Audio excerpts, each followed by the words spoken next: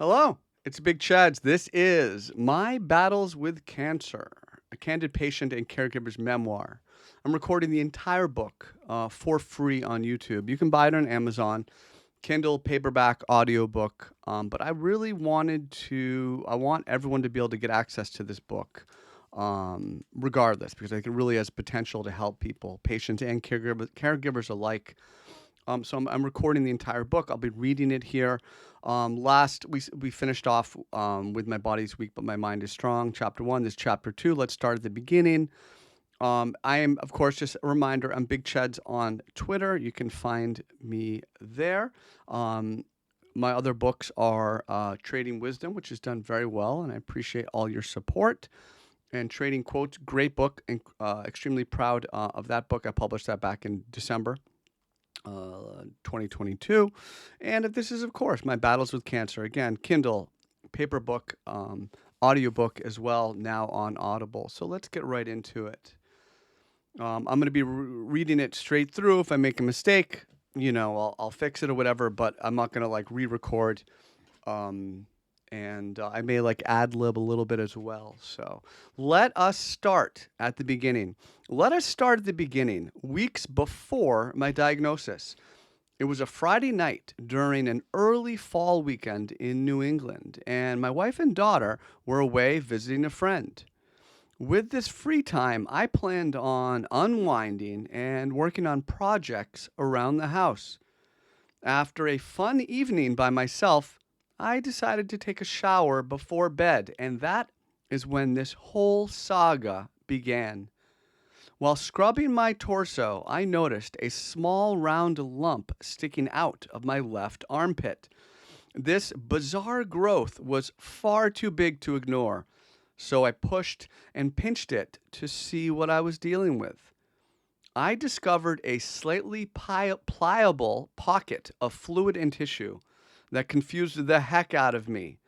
My first reaction was to wonder what on earth that thing was doing in my body, and then how I had not seen it before. After I thought about it for a moment, I remembered that about a week prior, I noticed a much smaller abnormality in my armpit. Back then, it was so tiny that it barely registered on my radar. I had essentially forgotten about it. After rinsing the shampoo out of my hair, I stepped out of the shower and wiped off the steam fogged mirror to take a look at my body. Only then, when I was staring straight at my reflection, did I realize that on one side of my body, something was not right. As plain as day, there was a large bulge sticking out of my left armpit, and that was my blank moment. After this realization, I immediately thought about the possibility of cancer and my own mortality. That snapped me out of a funk I had been in. My wife was away for the night, having fun with her friends, and I did not want to interrupt or startle her until I knew more about what was going on. So I chose to wait until she came home the following day to show her the bump. My wife is a strong and resourceful woman that I often lean on, so I knew that we would come up with a game plan together. That belief helped me to lower my panic level just a bit. Realizing that something was seriously wrong, I searched the internet for hours to try to match my symptoms with a possible diagnosis. My imagination ran wild. To calm myself down from the idea of having cancer, I had to come up with a different explanation for that strange growth, one that could work itself out naturally over time. Eventually, I was able to find a few basic illnesses that I believed I could have contracted along the way. These were alternative maladies that might have caused that lymph node to enlarge as a natural reaction to fighting that illness. At least, or so I believed. These were plausible scenarios that I could live with. Each one a potential palatable outcome to my brewing medical crisis. I needed to hold on to the hope of a future where I was not dealing with something scary and unknown like cancer. To me, that would be a death sentence. When my wife came home the following night, I took off my shirt and I showed her that strange bump growing out of my armpit area. Her initial reaction was of concern, but she was also solemn, assuring me that no matter what, we would deal with it together. My wife has always been steady and resilient, having dealt with plenty of tragedy in her past, and I've always admired how well she turned out despite the challenges she faced. In the past, whenever anyone in our family had a health issue, we would call my wife's best friend and her husband for advice. Both of them are doctors and are like family to us, so we trust them implicitly. In times of trouble, we have often leaned on them and sought their counsel. When we explained all of my symptoms to them, their initial conclusion was that I seemed to be fighting some virus or illness. Furthermore, they suggested I might be dealing with something called lipoma. That being said, they explained that it was hard for them to know what was really going on without actually seeing the growth and doing some testing. According to Wikipedia, a lipoma is a benign tumor made of fat tissue. They are generally soft to the touch, movable, and painless. They usually occur just under the skin, but occasionally may be deeper. Most are less than 5 centimeters in size. Common locations include the back, shoulders, and abdomen. A few people have a number of lipomas, which is defined as a benign tumor made of fat tissue. On Monday morning, the first thing I did was reach out to my primary care doctor. Given that I was otherwise healthy and a young man in some of the best shape of my life, I figured that whatever this strange growth was in my armpit, I could deal with it, even if it was cancer. Bolstering my confidence, I had spent the prior year getting into shape for a knee surgery, so I was as physically prepared as I could be for my medical journey. A few days later, it was time for my doctor's appointment, so I set off for the community hospital. After checking in at the front desk, the nurse took my vital signs and brought me back to the examination room.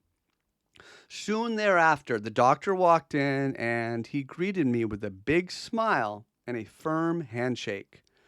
After we exchanged pleasantries and broke the ice, he performed a physical examination. His determination was that I had an abnormally large axillary lymph node in my left armpit. The doctor was extremely cautious not to draw a conclusion until he could see the results of an MRI, but he did mention that cancer was a real possibility. Hearing the word cancer really freaked me out, but I rolled with it and I tried not to show my fear. After we discussed a few more things, I thanked him for his time and I set off to schedule that MRI.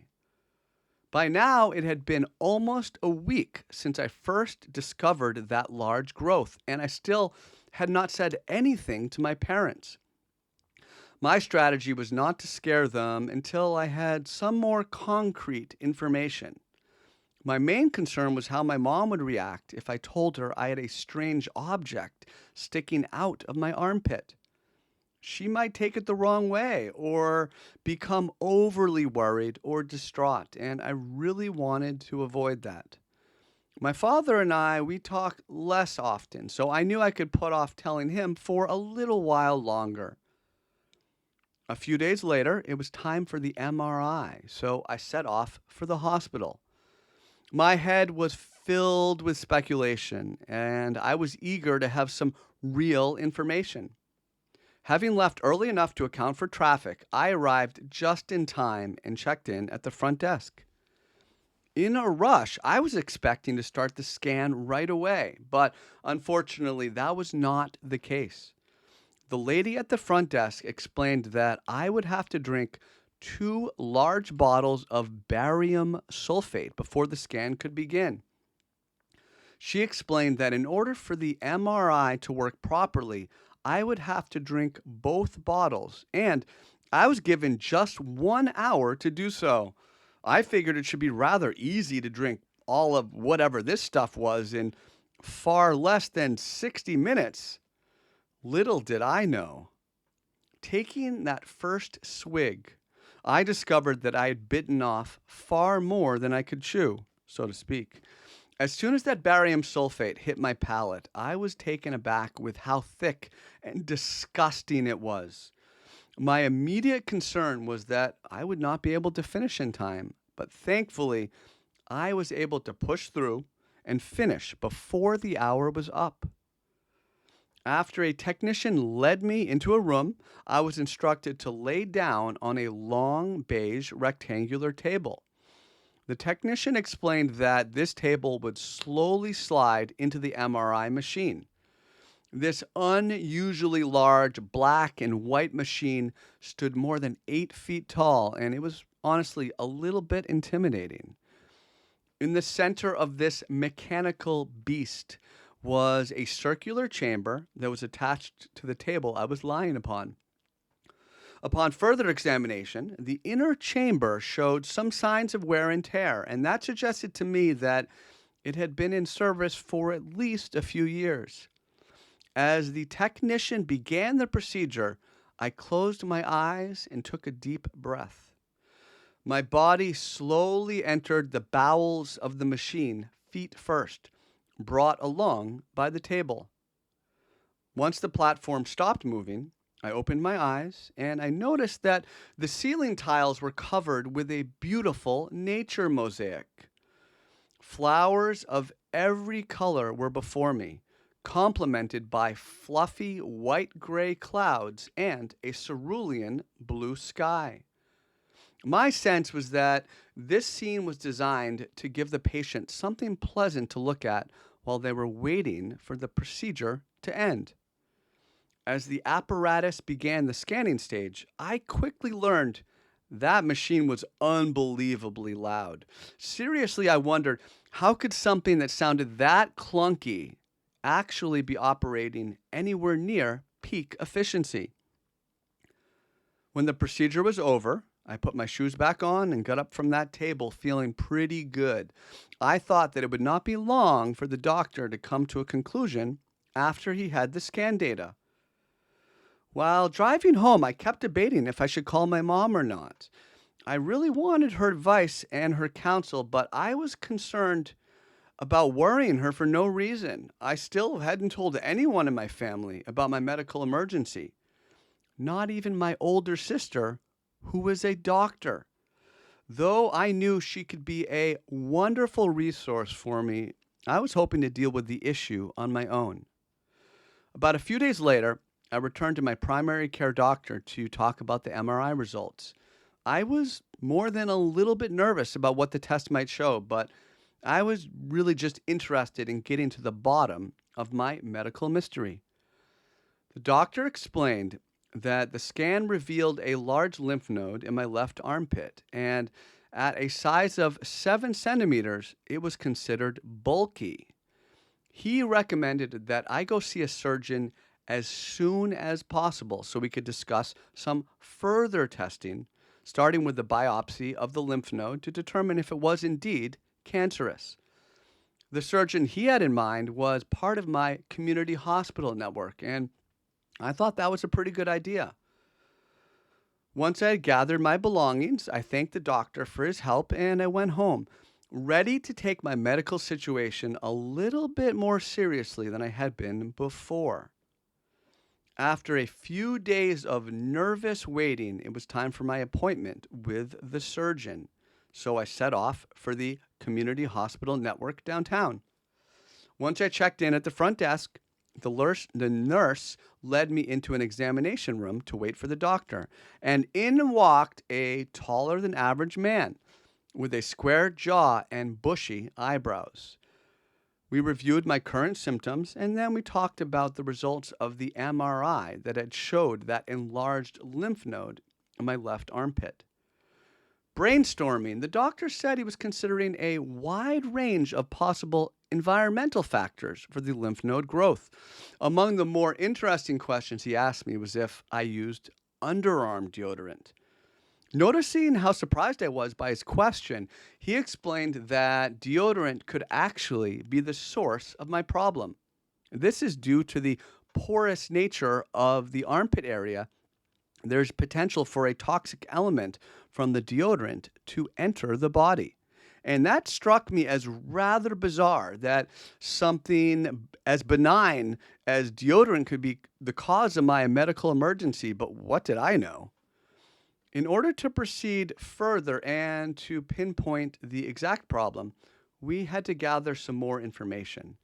And so the surgeon decided to schedule me for a CT scan of both my chest and abdomen area. So I asked him, why did we need to scan my abdomen area when the armpit area was clearly the problem? And he explained that he wanted to rule out the possibility that I might also have enlarged lymph nodes below my diaphragm.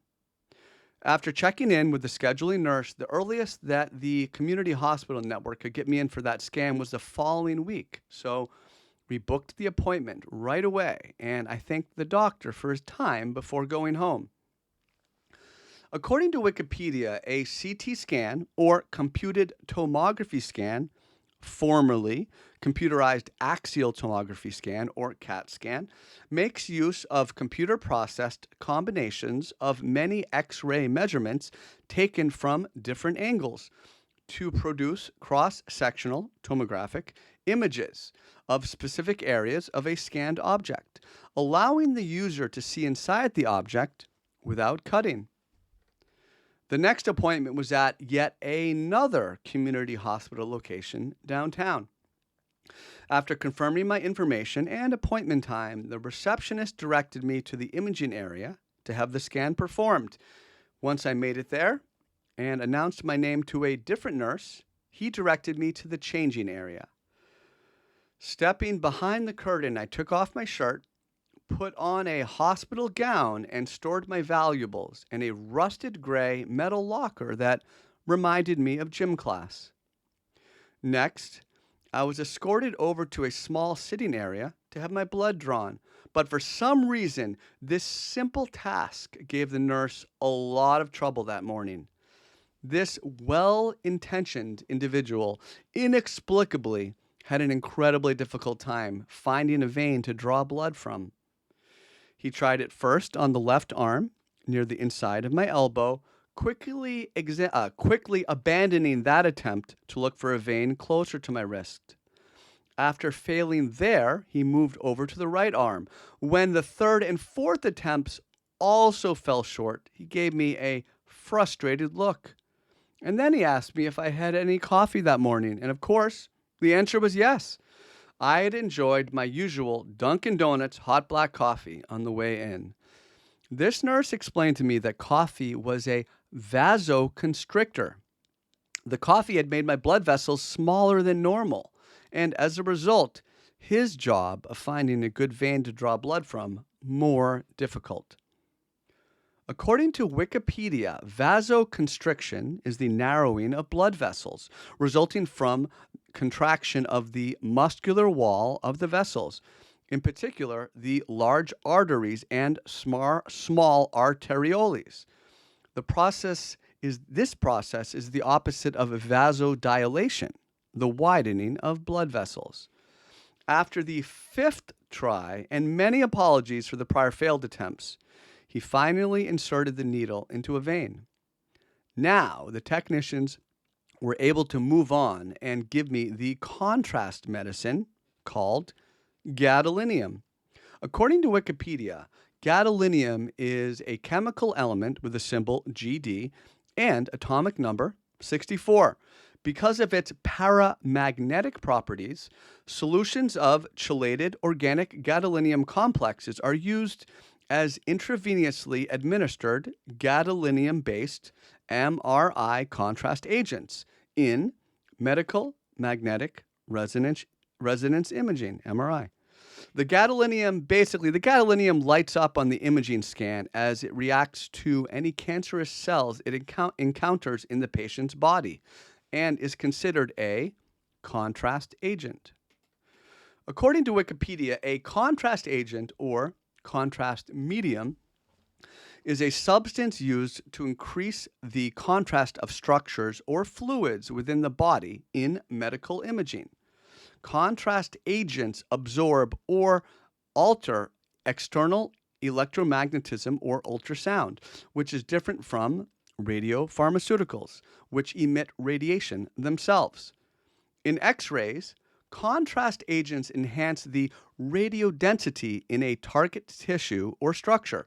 In MRIs, contrast agents shorten, or in some cases, in some instances increase, the relaxation times of nuclei within body tissues in order to alter the contrast in the image. The nurse stepped away for a moment and then returned, and he brought with him a large plastic cart that held a strange black-gray machine with all types of wires and tubing connecting one part to another. Once the cart was in place, the nurse plugged the machine into the wall, connecting me to it via an IV line to receive the gadolinium. He warned me that the solution might feel a little warm at first, but other than that, I should not worry or feel any discomfort, and he was right. The nurse returned about an hour later, unplugged me from the machine, and then led me into a new room. This examination room was comprised of the CT scan machine, a booth for the technicians, and several thigh-high metal tables along the edge of the room, all covered with various medical apparatus. The CT scan machine itself was quite similar to the MRI machine in size and shape, and to my amateur eye was only differentiated by the display panel above the chamber's entrance. To begin, the technician asked me to lay down on the table with my head facing the machine, and then grabbed a blanket and pillow for me to get more comfortable. Next, he gave me some basic instructions, explaining that the procedure was split up into two equal parts. First, they would scan above and then below my diaphragm. Each part would take about 20 minutes. He also indicated that I would see a red light turn on when it was time for me to hold my breath. It was important not to move while that red light was on. The table upon which I was laying slowly retracted into the machine, and then a few moments later, I saw that red light turn on, and I held my breath as directed. I kept telling myself how important it was to find out what was really going on with my body, so I made sure to follow all the instructions closely. When it was over, I thanked the staff for their help, and I set off for home, happy that I would soon be able to properly address my medical crisis. The scan revealed that I had a second enlarged lymph node in my lower abdomen, and this one was roughly 3 centimeters in size. The doctor ominously said that he was now more suspicious of cancer than before, and my alarm bells really went off. This was a huge blow to the gut. Hearing him say the word cancer with such authority took away any notion that my life would be going back to normal. The next step was to have a biopsy procedure to see if I did in fact have cancer. As I understood it, part of the lymph node in my left armpit, or perhaps the entire lymph node, would have to be removed and tested. The surgeon explained that since the armpit lymph node was so close to an artery, he wanted to have a pulmonary surgeon on standby during the operation. After discussing the biopsy a little bit further and answering all my questions, the doctor went ahead and scheduled the operation for that following Monday morning. And I left that day feeling pretty good about the path I was on. Once I get home from the appointment, I decided to call my mother and fill her in, believing that I now had a little bit more clarity about what I was dealing with. Most importantly, I did not want to keep her in the dark any longer. I also wanted, rather needed, her emotional support and wisdom.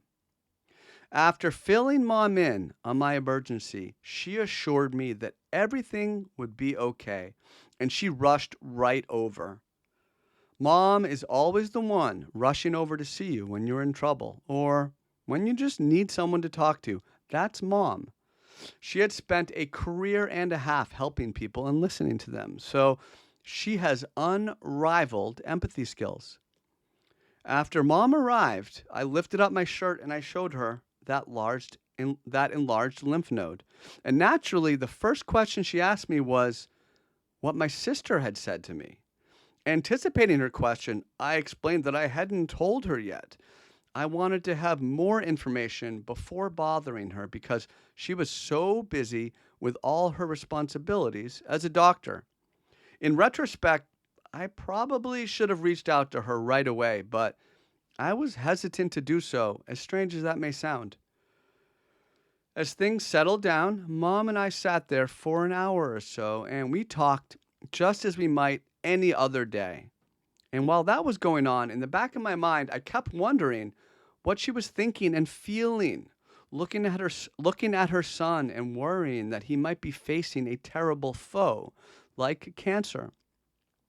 After mom left, I thought about it for a little while longer, and I decided that it would be a good idea to finally reach out to my sister.